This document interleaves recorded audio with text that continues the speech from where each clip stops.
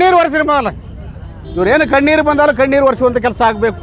ಎಲ್ಲ ನಗರಸಭೆ ಆಯಿತು, ಮೆರವಣಿಗೆ ಮಾಡ್ಕೊಂಡ್ರು ಹೋದ್ರು. ನಗರಸಭೆ ಅದಕ್ಕೆ ಆಟೋಮೆಟಿಕ್ 50,000 ಆದ್ರೆ ನಗರಸಭೆ ಅವ್ರು ಮುತ್ಯಾನ ಮಾಡ್ತಾನೆ. ನೀನು ಮುಖ್ಯಮಂತ್ರಿ ಆದ್ರೆ, ನೀನು ಸಾರಕ್ಕಿ ಮುಖ್ಯಮಂತ್ರಿ ಆದ್ರೆ 50,000 ಆಯ್ತದೆ ಜನಸಂಖ್ಯೆ, ಅದು ನಗರಸಭೆ ತಾನೇ ಆಗ್ತದೆ. ಅದು ಅಂಬೇಡ್ಕರ್ ಬರ್ದಾರ ಸಂವಿಧಾನದಾಗ 50,000 ಇದ್ರೆ ನಗರಸಭೆ ಆಗಬೇಕು, 25,000 ಇದ್ರೆ ಪುರಸಭೆ ಆಗಬೇಕು, 15,000 ಇದ್ರೆ ಪಟ್ಟಣ ಪಂಚಾಯತ್ ಆಗೋದು. ಹಿಂಗೆ ಬರೆದಿಟ್ರೆ ಅವರು ಅದ್ರ ಪ್ರಕಾರ ಆಗ್ಯದ. ಇದು ಮೆರವಣಿಗೆ ಮಾಡಿಕೊಂಡು ಬಂದವರು ಇಲ್ಲಿ ಕಣ್ಣೀರು ಒರೆಸ್ರಪ್ಪ. ಸುಮ್ಮನೆ ಬಂದು ಏನೇ ಹೇಳಿ, ಇದು ಹಕ್ಕು ಪತ್ರ ಕೊಟ್ಟವರು ಕಾಂಗ್ರೆಸ್ ಸರ್ಕಾರ.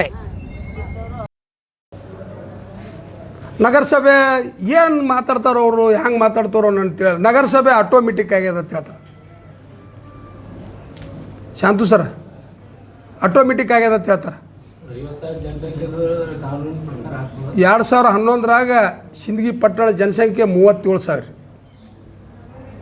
2011ರಾಗ ಸಿಂದಗಿ ಪಟ್ಟಣದ ಜನಸಂಖ್ಯೆ 37,226. ಇದಕ್ಕೆ ಒಂದು ವರ್ಷಕ್ಕೆ 10% ಆ್ಯಡ್ ಹಾಕೋತ ಹೋಗ್ತೈತ್ರಿ. ಒಂದು ವರ್ಷಕ್ಕೆ 10% ಅಂದ್ರೆ ಒಂದು ವರ್ಷಕ್ಕೆ 1215 ಮಂದಿ ಆ್ಯಡ್ ಆಗ್ತೈತಿ. ಇದಕ್ಕೆ 2021ರಾಗೆ 51,000 ಜನಸಂಖ್ಯೆ ಐತಿ ಸಿಂದಗಿದ. 50,800 ಮೇಲೆ ಚಿಲ್ಲರ್ 2021ರಾಗ ಅವ್ರು ಶಾಸಕರಿದ್ದಾಗ. ಈ ಸದ ನಾ ಶಾಸಕ ಆದಮೇಲೆ 54,525 ಜನಸಂಖ್ಯೆ ಐತಿ. 2021ರಾಗೆ 50,000 ಮೀರಿತ್ತು ಸಿಂದಗಿ ಜನಸಂಖ್ಯೆ. ನೀವೊಂದು ಸಿಂದಗಿ ಪುರಸಭೆಯನ್ನು ನಗರಸಭೆಯನ್ನಾಗಿ ರಿಜೆಕ್ಟ್ ಆಗಲ್ಲಕ್ಕೆ ನಿಮ್ಮ ಫೈಲ್. ಸಿಂದಗಿ ಪುರಸಭೆಯನ್ನು ನಗರಸಭೆಯನ್ನಾಗಿ ಮಾಡ್ಬೇಕಂತೇಳಿ ನೀವು ಒಂದು ಬರೀ ಪತ್ರ ಕೊಟ್ಟಿದ್ದು ಪತ್ರ ಪ್ರೊಡ್ಯೂಸ್ ಮಾಡಿ. ರಿಜೆಕ್ಟ್ ಆಗಲ್ಲಕ್ಕೆ ನಾ ದಿನ ಒಂದು 50 ಪತ್ರ ಕೊಡ್ತೀನಿ ಬೆಂಗಳೂರಿಗೆ ಹೋದಾಗ. 50ಕ್ಕೆ 50 ಮಂಜೂರು ಆಗೋದಿಲ್ಲ ಅಲ್ಲಿ. ನೀವು ಒಂದು ಬರೀ ಪತ್ರ ಕೊಟ್ಟಿದ್ದು ಒಂದು ಸಾಬೀತು ಮಾಡಿರಿ. ನೀವು 2024ರಾಗ ನಾ ಶಾಸಕಾಗಿ ಆಯ್ಕೆ ಬಂದಮೇಲೆ ಇದು ಸಿಂದಗಿ ನಗರವನ್ನು ಸಿಂದಗಿ ಪುರಸಭೆಯನ್ನು ನಗರಸಭೆ ಮಾಡ್ಬೇಕಂತೇಳಿ ನಾ ಪ್ರಥಮ ಬಾರಿಗೆ ಅರ್ಜಿ ಕೊಟ್ಟೆ. ಅರ್ಜಿ ಕೊಟ್ಟಾಗ ಸರ್ಕಾರ ರಿಜೆಕ್ಟ್ ಮಾಡ್ತು. ಯಾಕೆ ರಿಜೆಕ್ಟ್ ಮಾಡ್ತಂದ್ರೆ ನಿಮ್ಮ ಜನಸಂಖ್ಯೆ ಕೂಡುವುದಿಲ್ಲ, ನಿಮ್ಮ ಜನಸಂಖ್ಯೆ ಇದ್ರಾಗ ವ್ಯವಸ್ಥಿತವಾಗಿ 37,000 ಐತಿ, ಅದಕ್ಕೆ ಕೂಡುವುದಿಲ್ಲ, ಅದಕ್ಕೆ ನಿಮ್ಮದು ಫೈಲ್ ರಿಜೆಕ್ಟ್ ಮಾಡಿವಿ ಅಂತೇಳಿ ಡಿ ಸಿ ಅವ್ರಿಗೆ ವಾಪಸ್ ಬರೋದು. ಡಿ ಸಿ ಅವ್ರಿಗೆ ವಾಪಸ್ ಬರೆದ ಮೇಲೆ ನಾನು ಡೈರೆಕ್ಟರ್ ಆಫ್ ಯಾರವರು ಜನಸಂಖ್ಯೆ ನಿಯಂತ್ರಣ ಡೈರೆಕ್ಟರ್ ಇರ್ತಾರಲ್ಲ ಅವ್ರಿಗೆ ಹೋಗಿ ಭೇಟಿ ಇದೆ. ಸರ್ ನೀವು ಓರಲ್ಲಿ ಏನೈತಿ ನಮಗೆ ರಿಪೋರ್ಟ್ ಕೊಡ್ಬೇಕು. ನೀವು ಸಿಂದಗಿ ಜನಸಂಖ್ಯೆ ನಾವು ಜನಗಣತಿ 2011 ನಂತರ ಜನಗಣತಿ ಆಗಿಲ್ಲ, ನಮಗೆ ಸ್ಟಿಲ್ 2025ಕ್ಕೆ ಏನು ಜನಗಣತಿ ನಮ್ಮ ಸಿಂದಗಿದು ಐತಿ ಅನ್ನೋದು ಕೊಡ್ಬೇಕಂತ ಹೇಳಿ ನಾವು ಒಂದು ಪತ್ರ ಕೊಟ್ಟೆ.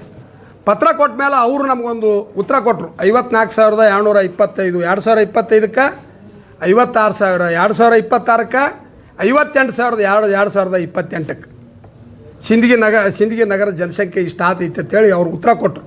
ಆ ಉತ್ತರ ತಂದು ಡಿ ಸಿ ಅವ್ರಿಗೆ ಕೊಟ್ಟೆ. ಸರ 54,000 ಜನಸಂಖ್ಯೆ ಐತಿ, ನಾನು ರಿಕಮೆಂಡೇಷನ್ ಮಾಡಿ ಕಳಿಸ್ರಿ ಅಂತೇಳಿ. ಬರೀ ರಿಕಮೆಂಡೇಷನ್ ಮಾಡಬೇಡ್ರಿ ಸರ, ದಯವಿಟ್ಟು ನನ್ನೊಂದು ಮನವಿ ಕೇಳಿರಿ ಸರ.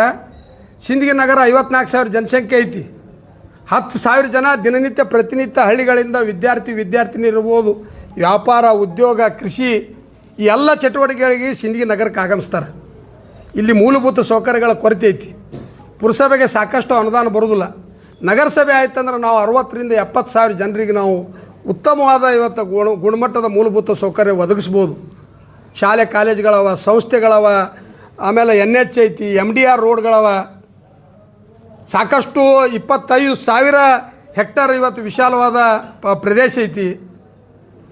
ಇವೆಲ್ಲ ಅಂಶಗಳನ್ನು ನೀವು ನಿಮ್ಮ ರಿಕಮೆಂಡೇಷನ್ ಲೆಟರ್ದಲ್ಲಿ ಹಾಕಿ ನೀವು ಸರ್ಕಾರಕ್ಕೆ ಸಲ್ಲಿಸ್ಬೇಕಂತೇಳಿ ನಾ ಡಿ ಸಿ ಅವ್ರಿಗೆ ಮನವಿ ಮಾಡಿಕೊಂಡಾಗ ಡಿ ಸಿ ಅವ್ರು ಅದು ಕಳಿಸಿದ್ರು.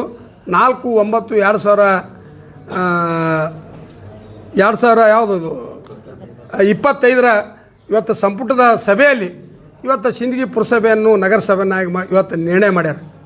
ನೀವೊಬ್ಬರು 3 ಸರಿ ಈ ಭಾಗದ ಶಾಸಕರಾಗಿ ಸ್ವಾಗತ ಮಾಡ್ಕೋಬೇಕಾಗಿತ್ತು. ನೀವು ಸ್ವಾಗತ ಮಾಡಿ ಟೀಕಾ ಮಾಡಬೇಕಾಗಿತ್ತು.